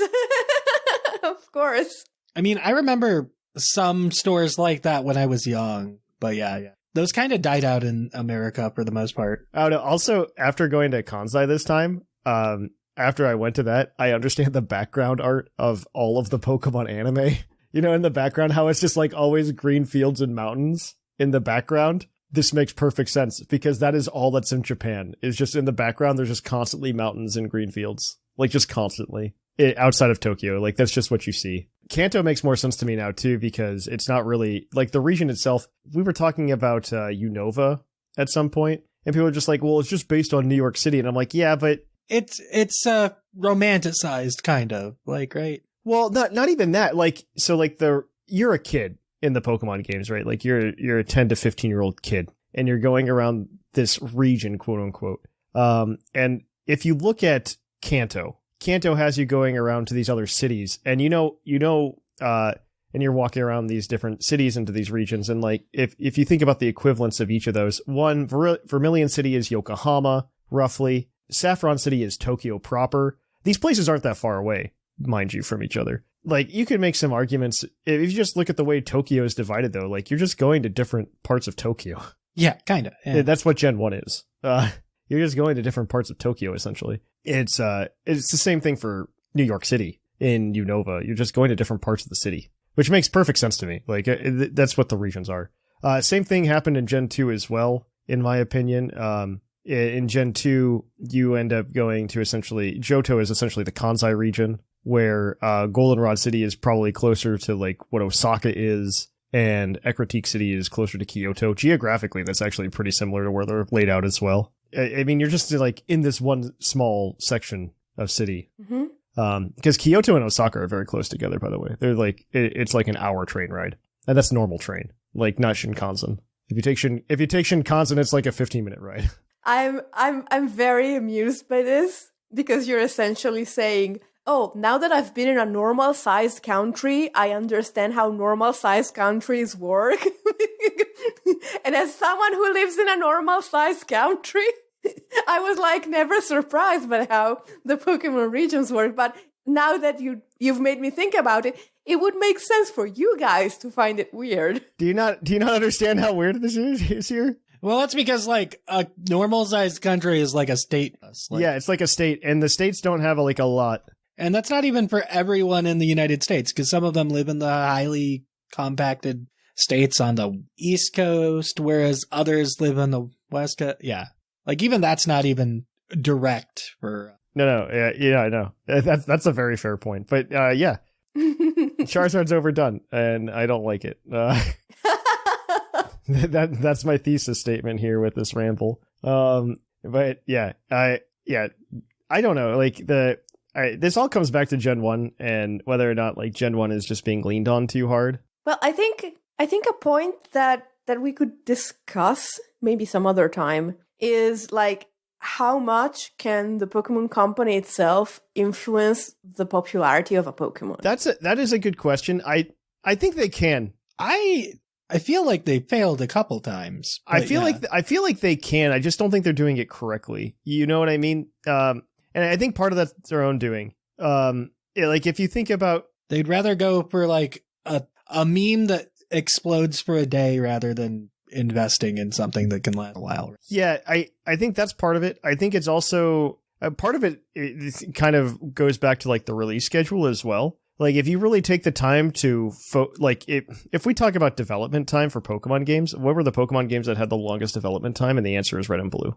But if you also think about not just like the care that's put into the Pokemon designs in that regard, but also just like how well the stories are done. Like, we could argue like the Scarlet and Violet story is very well done, which might be why Koraidon and Miraidon just stand the test of time. I mean, that's the thing about Scarlet and Violet, though. Like, the story is pretty good. The Pokemon models are like really pretty good on as well, right? But like, something they lost going from like Gen 8 to Gen 9 was a cohesive style for the series. No, you're correct. Like, Generation 8, I really dislike Sword and Shield for a lot of reasons that I've said on this show multiple times. But I do think that the one thing that they did correctly was Pokemon designs in Generation 8. I cannot think of any, maybe there's like one or two that are just like flops. Base Colossal. Colossal mostly, yeah. But I think most Base Colossal. I think G-Max Colossal actually looks pretty cool. I don't think there's a lot of designs though that they really flopped on. I would say in Gen 8 or Gen 9 that I can think of, a lot of flops. Not huge on Squawkabilly. That's a big one. Kilowattrell's kind of boring. It's fine. Squawkabilly's like, we tried to do Oricorio, but we did it worse this time. Then you've also got like Veluza. Is that, what is it? Veluza's like weird. I like the concept. I think it's poorly executed. It doesn't quite hit. Yeah, I think there were a few Pokemon here where they went, well, let's try this idea, and it didn't work out terribly well. Like Bramblegast. At least they just threw it on one Pokemon. Yeah, like, I also, like, I know this is a hot take, but, like, I'm not really, like, Palafin's okay. Finizen and Palafin are okay. I don't love Palafin. It's a cool concept, but if it weren't there, I wouldn't care. I love them to bits, but like, if you tell me you have to eliminate either this one or Greninja from the Pokemon franchise, it's goodbye to the cute dolphin. I think Wiglet's great though. Wiglet's amazing. Okay. I kind of take issue. I take issues with both Wiglet and, to a lesser extent, Toadscool, just because I feel like, I don't know, it kind of comes back to like, I think Toadscool did the concept better. I'll give you that. I'm just like, is Pokemon creatively bankrupt? Like, this is a not so nice way to put this topic, right? Like, are they a little memey? Yes, they're a little memey. But like, I think that I think the idea is a cheap cop out to not have to put every Pokemon's form in a Pokemon game if you include the Pokemon, because I think they wanted to give Diglett a second regional form, just like Meowth, and they decided instead of making this a regional form, we're just going to make it a completely different Pokemon with a different Pokedex number. And that's literally what I think this is, by the way. It might also be a softer way to introduce the idea of Paradox Pokemon as well, where Paradox Pokemon look like that Pokemon, but they're not. I do think that's part of it. Also, Toadscool is the only Pokemon that is like a form based on a Pokemon that's not in the game. Still not. Still not. I think it's in the leaks, though, for not Crown Tundra. I wouldn't be shocked. It's easy enough to throw Tentacool and Tentacruel into a game. Yeah, they're gonna be there. They're gonna be there because It's very odd that they're not, which it supports the theory that they were like last minute additions. I mean, I like how they did Poltergeist and Sinistrato. That was done well. That one was actually done well. I like that. They clearly understand. They're understanding where they can go with these ideas, and I like that. That one was actually good. That one was the most interesting of all of them because it at least did something different instead of being like this is just ground grass. Being another grass ghost is not exciting at this point, but No, but like it has a cool design, and the idea of like switching them around is just cool enough to make it work. In a vacuum, it's really cool. What they did was cool. No, I love that they were willing to, and this applies to Gen 8 as well. I love that they were willing to take risks to things outside of Gen 1, just to kind of tie back into the idea of the topic. But I love the idea that they were willing to go past Gen 1 and do this. I mean, the same thing goes for like Diplin and with Diplin and oh my gosh, Archaladon that's coming out, Archaladon. And I think that's fantastic that they're willing to just go even back to just one gen and like touch up things, which is very cool. I mean, it took us so long to get evolutions back, and I'm happy they brought them back. My only concern is the way that they seem to not be making them accessible, if that makes sense. I'm still King kind Gambit's a little weird, yeah. No, it's not even that. That's not what I'm more concerned with, like Ursaluna and Cleavor and Weirdeer, right? And to a lesser extent, not Quillfish. I was gonna say Basculegion they figured out. And leaks say that Cleaver probably is figured out as well. Cleavor is very easy. You literally just put the Black Argorite in the game, which is what makes it more frustrating that Ursaluna still hasn't been figured out. Ursaluna's just messy everywhere because even in its game, it's annoying to get. Ursaluna is very non-accessible, and the fact that we can't get Weirdeers, even though Stantler can learn Psyshield Bash, is very upsetting. And Hisuian Quillfish to, what does it evolve into? I can see it right in front of me. Overquill. The fact that we can't evolve a Hisuian Quillfish in Scarlet and Violet is very frustrating to me. Look, I'm still like ticked off by the fact that I can't make an Alolan Raichu for my friend. I think that's coming actually though. I think that's coming. So they're being, it looks like very good about some of this in in Indigo Disc. Because you can catch a Alolan Executor, you can catch a Alolan Sandshrew and a Alolan Vulpix there. Mm. So I'm wondering if they're going to include something. You know what would be good? Like if one of the biomes is like, this place feels like Alola, and so if you evolve a Pikachu here. Exactly. It's kind of what I'm hoping for. It's kind of like how you couldn't get regular Raichu in the original Sun and Moon, yet they figured out a way for it to work in Ultra. But if you went to a Wormhole, you weren't in Alola anymore and you could get it. Yeah. In Ultra Sun and Moon, they figured it out. It's like, oh, you're not an Alola anymore. You can just get a regular Raichu. No, I think it's essentially that they need to figure this out on Switch anyway. And I don't want to say soon, but it's probably going to be like within the next year and a half. They really need to figure that out because if not, they're going to lock a lot of Pokemon behind inaccessibility with Pokemon Bank being gone. Because eventually Pokemon... Like it'll have to be through either Go or you could get them through crappy trades from Sword and Shield or Let's Go. Yeah, and I don't think they're going to do that. I don't think they're going to, lock anything to Go that's not Melmetal. And I don't think that they're going to lock... I really dislike Melmetal specifically. Like, I can dislike the idea of not being able to evolve Stantler because I have to send it back to PLA. But I dislike Melmetal specifically because I can put a Meltan in my Scarlet and Violet game, but I can't send it back to Go. That's what I did. Well, I can't even send Melmetal to Scarlet and Violet. But I can send a Meltan to Sword and Shield, but I can't send it back to Pokemon Go to evolve it, and I don't like that. They need to just make it a Thunderstone evolution, Game Freak. That's what happens when Go goes away. The ecosystem, that's not going to happen. The ecosystem that they've created for Pokemon has been very good in that regard. But I really love the Pokemon Home ecosystem that we've created. But yeah, I don't know. We're talking about Charizard being insane. And I don't know. I like Greninja, and I think Greninja's still pretty hype. I actually bought a damage counter case with Greninja on it in Japan. But nice investment. yeah, I also bought damage counters because I really like the Japanese damage counters. Because I think they're easier to read. Like if we were to do it on stream, like do actual battles on stream, I think the Japanese damage counters are easier to read. They're also just easier to math. But that's completely off topic again. I mean, the true answer is bringing back the little damage counters from Gen 1. Nice little glass beads, and everyone will understand. Well, that's essentially what the damage counters in Japan are. But they're just they're like little plastic glass things that have the numbers written on the bottom, so you know which ones are which. But either way, yeah, I don't know. I guess the conclusion, not conclusion is the wrong word, but the statements that we keep coming back to a lot are that it really does feel like Game Freak or Pokemon is just leaning a lot on Gen 1. And I guess we don't have a very definitive answer as to the popularity. Whimsicott does give a very good argument that it is one of the original, like the original 151 just feels special because there's just 151 of them, which I don't entirely disagree with that.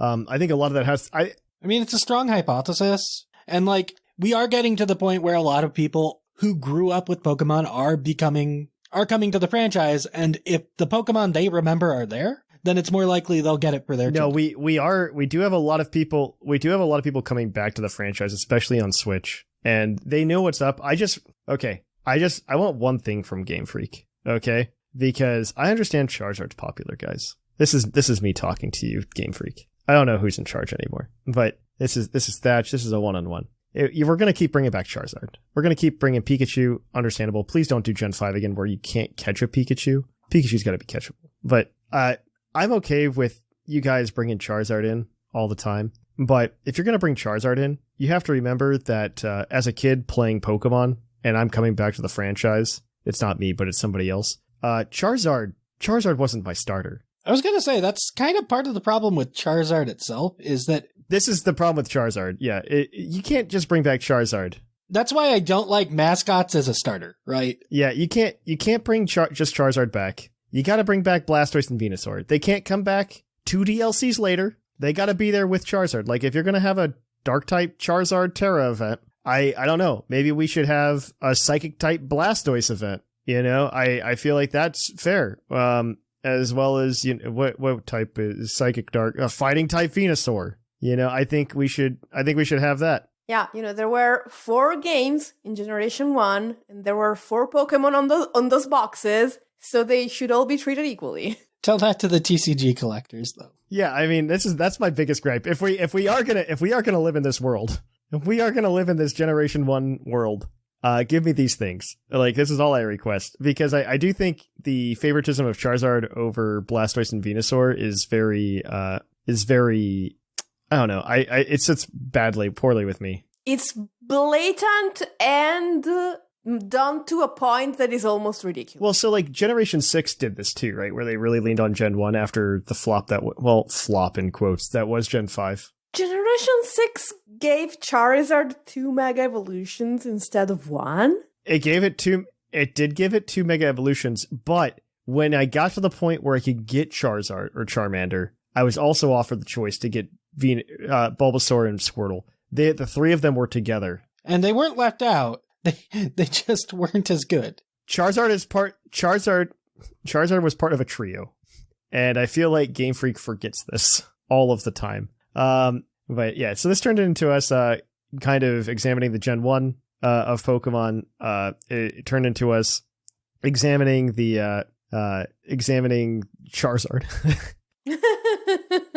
I hate that. I mean, this episode did start because I really dislike Charizard, but I don't dislike Charizard. I just dislike how much love Charizard's been getting. Look, Thatch. We started an entire topic about the fact that people talk too much about Charizard, and we proceeded to talk about Charizard for 30 minutes. It's fine. I think I want to end it up here, though, so I don't go on to more tangents, because this was definitely full of tangents this week. I apologize, 1, because I am incredibly tired and jet lagged still. And then 2, I don't know. I just want to talk about Pokemon, and this is one of those things that I do. So I apologize for the rambly episode. We'll be back to a better form when I'm not tired next week. And until then, though, guys, I think I'm going to cut the topic here. So we are going to kick it on over to our Pokemon of the episode. We'll catch you on the flip-flop. Poke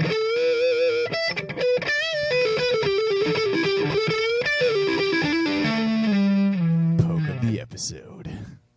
Welcome to our Pokemon of the episode. Our Pokemon of the episode this week is National Dex number 6. Charizard, the flame Pokemon. It's leaf green.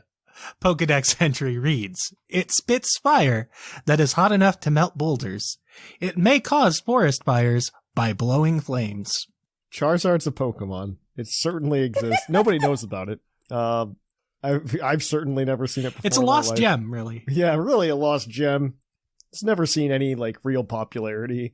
And oh my gosh. I was like scrolling through down the Bulbapedia to like get the base stats like I usually do. And I got stuck in the anime section. They're like, there was Ash's Charizard, and then there was Charla's Charizard, and then there was Team ACT's Charizard, and then there was Elaine's Charizard, and then Trevor's Charizard, and then Kriawe's Charizard, and then Freed's Charizard. Look at the bright side. I don't think we ever saw Richie get a Charizard. I think Zippo ended at a Charmeleon. I think that's it did. all we ever saw. Thank God. Rest in peace, Zippo. Thank God. Okay. But Charizard has a base stat total of 534, base 100 speed, which actually isn't terrible, base 109 special attack, which is okay. This episode this week was almost about power creep, and we're going to talk about that here in a second, actually. But 78 HP, 84 attack, 78 defense, 85 special defense. Nothing like terrible. The move pool is pretty deep. You've got a host of dragon moves, fire moves, flying moves, and a bunch of other stuff to like fill in between. Like it gets ancient power, which is crazy. It was an egg move a while ago, and they just let it keep it. Why not? Yeah. It's crazy the number of moves that this Pokemon gets. I mean, you say that until you look at like Rhydon's move pool. Yeah. But we don't talk about Gen 1 move pools. They don't Gen make 1 sense. move pools are kind of insane, actually, but we're just kind of lucky that Charizard didn't learn Water Gun, and we're just moving on. Yeah, right. Yeah. Right. But yeah, Charizard, not a terrible Pokemon. It works out pretty well, even without its megas that pushed it over the edge back in the day. Or G-Max that pushed it over the edge. Yeah, I would argue to like a lesser extent, but yeah. It wasn't as impactful as the Megas, but it was still really good. Charizard also has a pretty prominent TCG card right now, for those of you who don't follow TCG or have heard the first half of this episode. You have like a week and a half to log into your TCG Alive account to get the deck. Yeah, you can get the deck. Charizard EX is a Dark-type Terra Charizard, and it's doing pretty well in the meta right now. It's pretty easy to play. It does pair well with Pidgeot EX, which lets you just search for any card because you need to do a very heavy rare candy build to make the Charizard work. I don't know how much that new TM is going to affect the meta. I assume it means you're going to have to run more Charmeleon. Yeah, you might have to run like 2 or 3 Charmeleon instead of just 1. But that might be it. But even then, I'm not sure that card's going to be heavily played enough to really affect anything. I mean, it depends on how much they want to mess up Qianpao, but yes. All right, but we do have a team for you guys today. This is a singles team. Charizard today rests firmly in the PU tier. For those of you who don't understand Smogon tiering, there is Ubers, which is the highest tier. Well, used to be the highest tier. There's also a tier called Anything Goes because Primal Groudon was stupid, and same with Mega Rayquaza. And then you've got Ubers, which all of your legendaries and stuff sit in. OU, which is the one that typically people will play, which have a lot of the Pokemon that are just good, but not too good. And then you'll have Underused, which are Pokemon that just don't see a lot of play in OU. It turns out that also known as Gen 7 OU. Yeah, Gen 7 OU at this point. And then there below UU, there is NU, which is never used. Which means that there was RU first, but yeah. Oh no, there's RU. Never mind. Rarely used is below that. I almost forgot. Which are Pokemon that are used less than underused Pokemon. And then there is never used, which is the tier under that. And then there's one more tier under that, and that is PU. Two more. It doesn't actually... ZU's under that, right? ZU's under PU? Yeah, ZU's under it. Zero use. I don't know what the P stands for. No, the P doesn't stand for anything, because ZU didn't exist for a while, and PU literally just exists because it's like PU, it stinks. Yeah, that's what I always assumed it was. Meme. So. That's what it was, yeah. And so Charizard lives firmly in the PU tier. And so we've got a team for you for PU if you ever want to try it out. And you could run your beloved Charizard. So we've got Charizard. It's holding heavy-duty boots because hazards are a thing, and being a fire-flying type with Stealth Rock in existence is not a fun time. It's got the ability Blaze because I believe Solar Power kind of sucks as its hidden ability. Weather is not a thing down here. No. I think they banned weather abilities. They may very well have. Or there's just no Pokemon that are capable also, of having Torkoal's them in OU. So where's Ninetales? Probably NU. Yeah. Ninetales probably is falling down just because weather abilities are banned the further down you go. So. Yeah. And then you've got Dragon. This is a physical Terra-type Dragon. Physical Charizard with max attack, max speed. Jolly nature, so you go fast and take advantage of that base 100 speed. With Dragon Dance, Flare Blitz, Earthquake, and Dragon Claw. Wow, this is literally I have Mega Charizard X at home. Yeah. Like looking at this, that is literally I have Mega Charizard X at home. That is a set from Gen 6. I have run the set. That is the set from Gen 6. Like, all right. We also have Masquerain on this team. The only Pokemon that I see on this team that I actually expected to see in PU. It also has heavy-duty boots because being a Bug-Flying type in a world with Stealth Rocks is terrifying. It's Intimidate. This is Galvantula at home because its Terra type is electric. We're max special attack here and max speed. Timid nature, and we're here because we can run Quiver Dance, Bug Buzz, Terra Blast, and Giga Drain. That is literally if you replace the Terra Blast with Thunder. That is Volcarona. That's a Galvantula set. This is a That is a Volcarona. Oh no, that set is Volcarona. Too. That is a Volcarona set. Oh my gosh. Yep. Oh my gosh, this is like budget Volcarona. I love this tier now. There's just like, what if we could have this Pokemon in this tier, and then we just find the budget version of that? This is like discount bin Pokemon. This is great. Who wants to go next? I don't care who. Sure. You go, Sigma. All right. Next up, we've got Lycanroc Midnight, holding a Focus Sash with the ability No Guard, so we're not missing Terra type Ghost, Jolly Nature. I'll just say we're max attack, max speed. Stealth Rock, Sword Stance, Stone Edge, and Trailblaze just to get that nice little speed boost. Mm-hmm. Because then you can outspeed the other Charizards in this tier. And you can hit them with the Stone Edge. Next up, we've got Weirdeer with Leftovers and Intimidate, Terra type Fairy with a modest nature. No attack IVs, who cares? We're a special attacker. Well, this is a Spathra at home, I guess. Kind of, yeah. It's not great. Agility, Calm Mind, Stored Power, Terra Blast, as you do.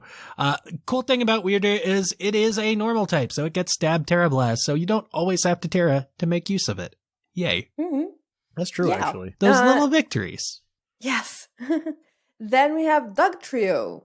Dugtrio is holding a life orb. It has the ability Send Forth, because I'm guessing Arena Trap is banned. Arena Trap's banned in OU. That's how it got down here. Then it has the Terra type Ice, because you might want something to hit those flying types with. Max attack, max speed, Jolly Nature, Sword Stance, Earthquake, Terra Blast, Sucker Punch. This Dugtrio has less identity issues than the other Pokemon here. It's just trying to be itself. It's not doing that very well, but it's trying to be itself. It's hard to be itself without Arena Trap. Exactly. And then we have to round things up, an Alolan Persian with a very round face, cute, who is holding heavy-duty boots because being a dark type in a world of Stealth Fox is also apparently terrifying somehow. It might be the sticky webs. Maybe sticky webs? It might be the sticky webs. Maybe. Anyway, the ability is Fur Coat. The Terra type is electric. Max speed, max special attack with a timid nature. And it's got Nasty Blood, Dark Pulse, Thunderbolt, and Thunder Wave. So it's like trying to be itself and a Jolteon as well. It's strange. It's working hard at something. I don't know what that something is, but it's trying. It's PU. You gotta work hard. Yes. This, I believe. Well, this is a team. We're going to put it on the Discord server for you guys to try out. We haven't done PU in forever. Right? That's because it's been settling for a while. I feel like the metas in general, like ever since Gen 8, just have been so wildly insane. It's hard to keep Things up. are added so frequently. Yeah, it's just so hard to keep up. Yeah. Which I guess is kind of the point, but it is just very difficult to keep up. It sounds like Charizard and Skuntank might be like the good Pokemon down here. I believe for what it's worth. I believe Skuntank is good. All right. Well, we are going to take this knowledge and we are going to kick it on over then, guys, to our mailbag segment. So let's do that. It's mail time! Send in your emails! Mail! Welcome to the mailbag. The mailbag is, as always, the part of the show where you can email us at puclpodcast@gmail.com and we will read your emails on the show. Probably, maybe. We do read them all. We only have time for 3 of them, though. But that worked out this week, so yay. And we're going to go ahead and read them on the show. Last week, we asked you guys what you thought about Pokemon crossovers. So I am excited to take a look and see what you guys have to say about your favorite Pokemon crossovers or what you'd like to see come out of those. But before we begin, this segment is brought to you by the fictional energy drink Green Tauros, the energy drink that gives you hooves. Hooves. And as always, we'll give out the Green Tauros badge to anybody that sparks good conversation. Without further ado, let's jump right on into it. Our first email this week is going to be from British Gent, and I believe, Whimsicott called dibs. I did. Dear Holiday Blue, Thatch, and his inspiring co-hosts. Firstly, I do hope you had a fantastic break. The photos you posted look awesome. They did. On to the mailbag. Good. Crossovers. Well, I think for most of us, especially the elder side of Pokemon fans I speak, when I say Pokemon Conquest has to be one of the best, if not the best, crossover. I will say the possible hype and love for this game could be enlarged because of the fact that there has only been one game like this with Pokemon. Yes. One game I will say I would like to crossover would actually be another card game. As of late, me and my daughter have started playing card games and getting into the likes of Here to Slay and other games like it. They are short 15 to 30 minutes games. Make a team, take down the boss, and be the first to do it. Simplish games. Now, how about if Pokemon did something like this? Collect a team of 6. Take down the team leaders, the boss cards, and be the first to do it, all by rolling the dice. Oh, yeah, there are a lot of simple-ish card games like that lately, and they're usually very fun. So they probably should look into that. So they did do a thing very briefly. So they're probably not going to do this, so it doesn't get confused. Like from a brand perspective, probably not get confused with the Pokemon TCG. But they did do a thing with the Pokemon TCG. They've done 2 things very recently, or I guess 3. So the first thing that they did a while ago was during the Sword and Shield era, they announced rules for playing against raid bosses. So you could build a small little deck and go beat up a raid boss together. You could have a 4v1 or 4v0, I think. I don't think anyone controls the raid boss. They've really refined the raid boss thing. If you go to a regional or something, you can play these in side events, which are actually a blast. Where the raid bosses have their own deck and stuff like that. It's actually very cool. But additionally, they've done the Pokemon Battle Academy, which is they've tried to package the Pokemon TCG into a board game essentially, where you have 3 decks and you get to choose one of the 3 decks and you battle it out. And they typically don't have type advantage against each other, so no deck is good against the other specifically. And then the third thing they've done, this is very, very recently, is they've done the My First Pokemon deck thing. Oh yeah, with the blue borders? With the blue borders, yeah. And so you can actually play the Pokemon TCG in that way. And those cards aren't legal for competitive play anyway. But yeah, just something you can just throw out there. Fair enough. Overall, I'd like to see some card-based games from Pokemon. Come on, we all know this wouldn't cost much to do. Have some amazing art on, and Pokemon would put a pretty nice price on it. Winners all around. Yeah, I guess I understand your It's like something they'd license out, probably. Yeah, exactly. Because like these games that are card games are not always like marketed as card games. Like you'll see a board game on the shelf and then you turn it around and realize that 90% of it is made of cards. But you see a board game on the shelf, you know? Going off a comment made on the show last week, who wouldn't want to play a Pokemon card game? Item boxes become power to use an attack on another driver. Pikachu has great acceleration and can take a corner sharp. Golem is slow starting, but when it gets rolling, pun intended, of course, its speed is high, but it can't take corners well. Or Pokemon Party. Easy, use what Mario has, but put Pokemon in it instead. Isn't that just the games from Pokemon Stadium? I mean, yes, but we haven't had that in like 20 years. Forever, yes. I do miss Pokemon Stadium. I mean, I would love Pokemon Party though. Pokemon Party is a great idea. I'm not against it. No. Fun either way, but not one I'd probably jump for. Anyways, time is ticking on and my tea is about brewed. A question before I go for my evening tea though. Do you think we will see Pokemon celebrate Pokemon Gold and Silver next year, as it will be 25 years since they were released? I want them to. Please do. I'd like them to. I don't expect them to. Okay, so I could see them being put on the eShop. Well, they won't be on the eShop. I think if we get Gold or not eShop, but yeah, you know, but it's going to be on Nintendo Switch Online. But I think that they're going to do that soon, because like the moment that it's going to be like bank gets shut off, and then like a year later we get that, in my opinion. But maybe that's my honest opinion. And I do think Pokemon Gold and Silver. So I know this sounds like this is like a hot pie in the sky idea, right? We're getting a lot of Unova references, and a lot of people are taking that to mean that we're going to get a Unova remake next year or something along those lines. I think a very easy game for them to punt out would be Pokemon Legends Gold and Silver. Mm-hmm. I also do think that even doing a remake, kind of in the vein of Gold and Silver, kind of like you did for Let's Go Pikachu. Not a Let's Go game, please, no Let's Go games. But I was gonna say I'd rather have like Ilka just poured over Heart Gold Soul Silver. Heart Gold Soul Silver, yes, I absolutely agree with you. Which I don't think is a terrible idea either, by the way. Like, I'm not against that. Those are better games than Diamond and Pearl. Because I think for as much garbage as like people gave BDSP when it came out, I think it is a very decent like remaster of Diamond and Pearl. Like, if you have never played those games, this is how you can go play them. And I think we need that for the DS games. And being able to play DS on Switch just isn't going to happen. And this is probably the best way to do it, is just like, hey, let's put Heart Gold Soul Silver on the Switch. And maybe they do that next. I could totally see that, as opposed to a Gen 5 remake, because it seems like we're getting a lot of Gen 5 references in general in Scarlet and Violet anyway. I mean, we have Walking Wake and Iron Muse. Like, we could go both directions.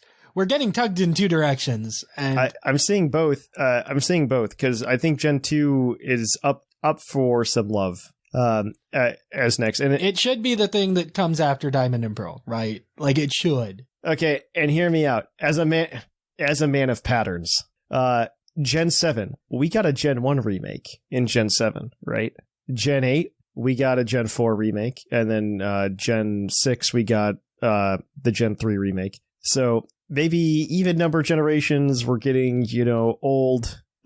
We get like we're getting like the next one that needs to be remade, but maybe we're getting remakes of the remakes on odd number generations. I don't know. Like, it could be something that happens, but I think that is very possible that we get to see some Gen 2 love, especially with the 25th anniversary of Gold and Silver. Yeah, I don't see it as an impossibility.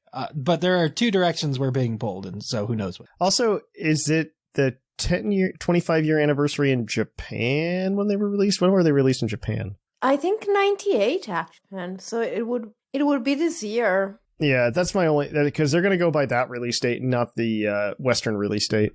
Well, then we've passed it. I think we passed it like earlier this week or something. No, actually, they released on the Game Boy in Japan on November 21st, 1999. So it would be next year. Yeah, in Japan. They did not release in the US until in North America, they released October 15th, 2000. And unfortunately, that's what I saw people posting about. Okay. that anniversary. Unfortunately for Whimsicott, they didn't show up in Europe until April 6, 2001. So when I went by Gen 1, I wanted Pokemon Yellow. But when I went to buy it, it was like February, possibly, of 2000 and of the year 2000. Yes. And Pokemon Yellow wasn't out in Europe yet. It came out in July of that year. So I had to get red. I should have been able to deduce this because Pokemon came out originally for me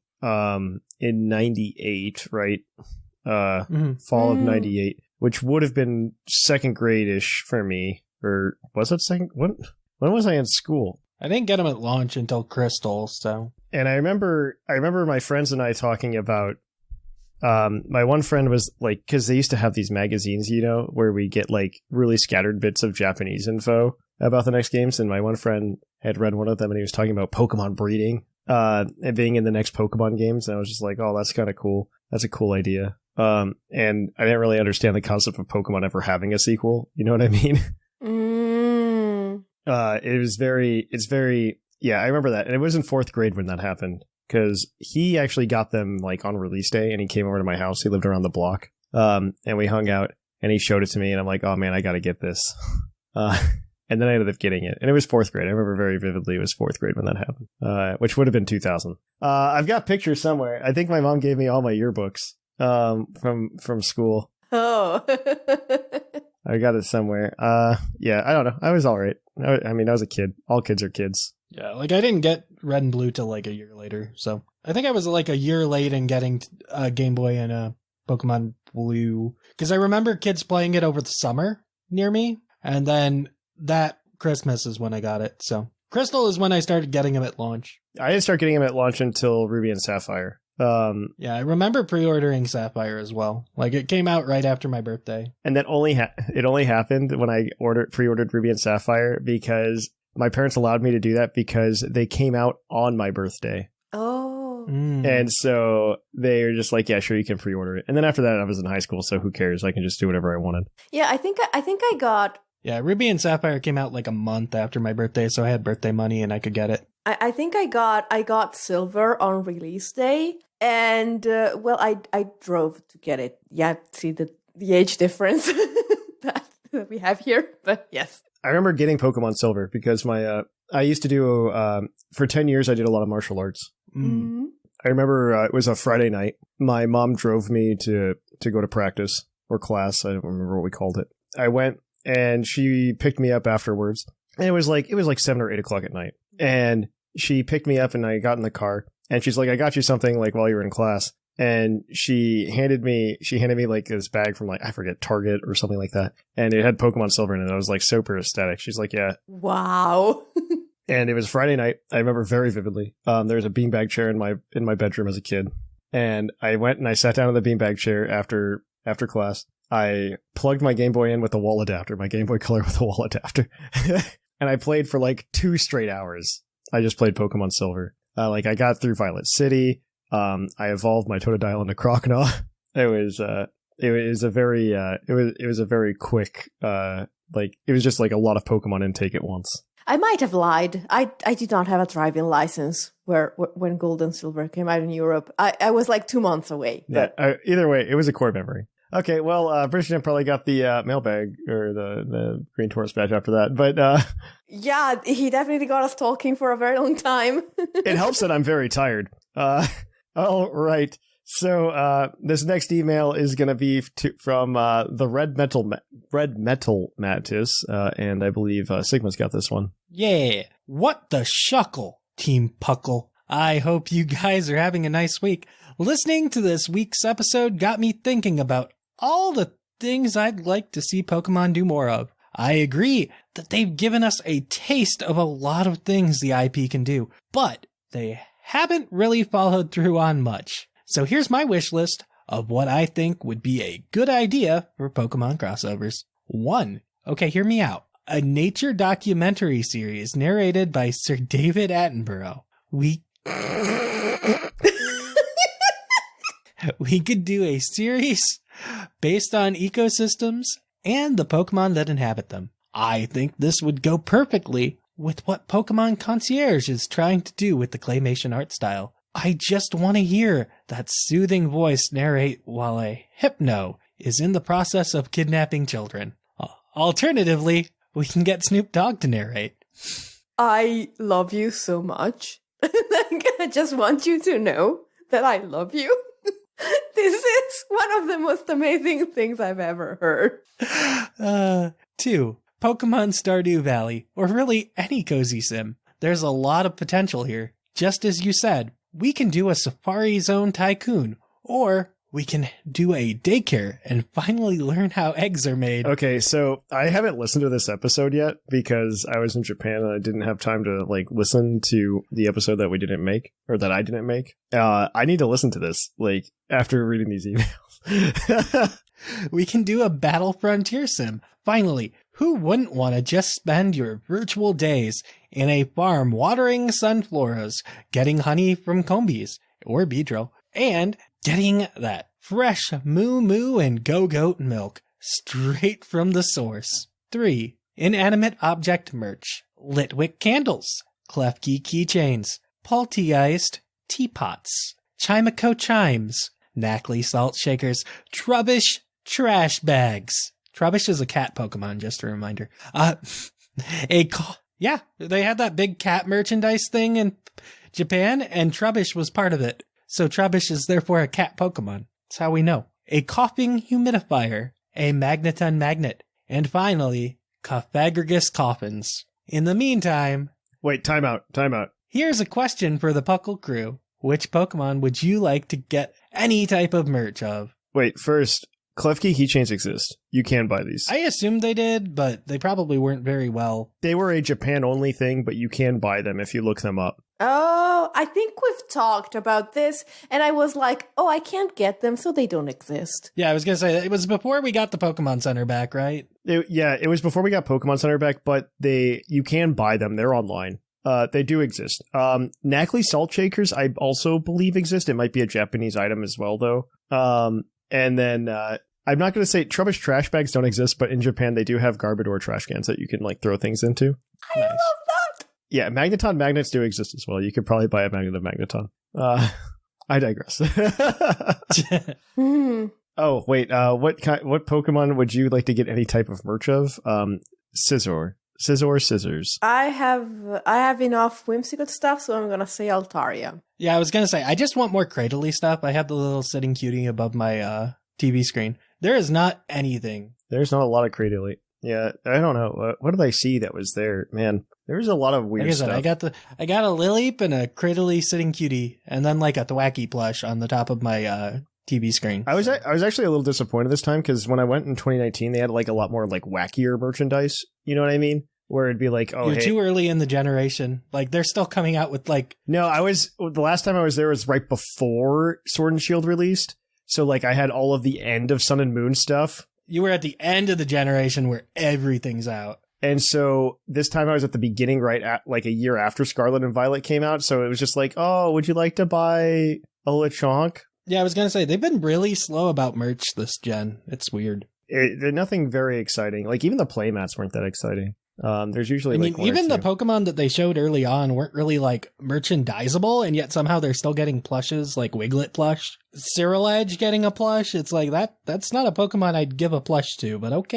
No, they did it because it was one of the marketable ones. Anything that they pushed during those trailers is getting a plush. I mean, yes, but Bellabolt made sense. Palmot, yeah, sure. Not Palmo, though. Get him out of here, but Palmo doesn't need to exist. I saw so much Palmo merch, actually, while I was there. Why is there Palmo merch? Get that out of here.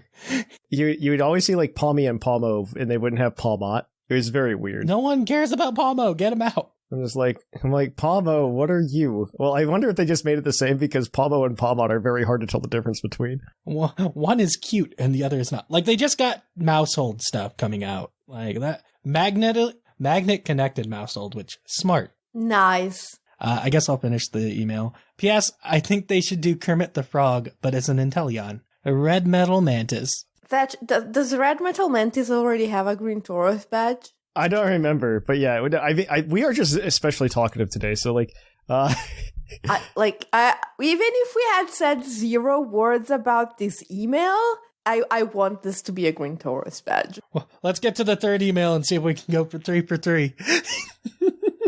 Sure. Everybody gets it today. You get it. Yeah, this last one is from What's It To Ya? Hello, Thatch and Co. What Pokemon crossovers have I enjoyed? Well, this one is pretty recent, but I really love the crossover Pokemon did with Santa Cruz.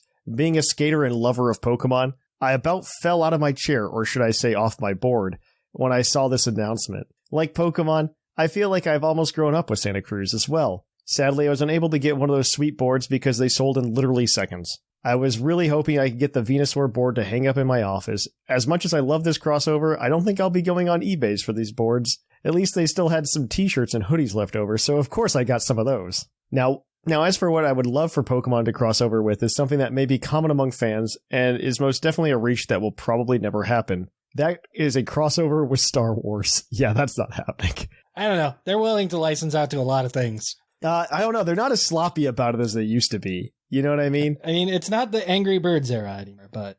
The 2 biggest media franchises crossing over would definitely break the internet. They're not the 2 biggest. I think there's actually stuff in between them. I looked this up very recently. Sanrio, I think, is in... Yeah, Sanrio is definitely in between, but there's also like some more Disney stuff that's in between. Like, I think Marvel's technically bigger than Star Wars right now. Yes, I think it is. The 2 biggest media franchises crossing over definitely break the internet. Like many others, I'm also a huge Star Wars fan. So these 2 media giants crossing over would be a dream come true. I mean, can you imagine Pika Skywalker, Obi-Wan Kadabra, Iron Hand Solo, Leia Oranguru, Darth Blastoise? I'm sorry, I lost it with Obi-Wan Kadabra. Iron Hand Solo is pretty okay. I'm not mad about that. Iron Hand Solo is pretty good too. And of course, Bulbaka. Bulbaka. Oh my god. I am immense. Anyways, I hope you have a terrific week. Catch you on the flip-flop. What's it to you? I am now imagining like a tiny Bulbasaur opening its mouth and Chewbacca's cry comes out and it's epic. I need a video of that. I need like the Pokemon anime with like, instead of when Bulbasaur opens its mouth, the lip flaps, it's just Chewbacca sounds. It's just Wookiee sounds coming out. I think one of us can make that happen. I think all of us can make that happen.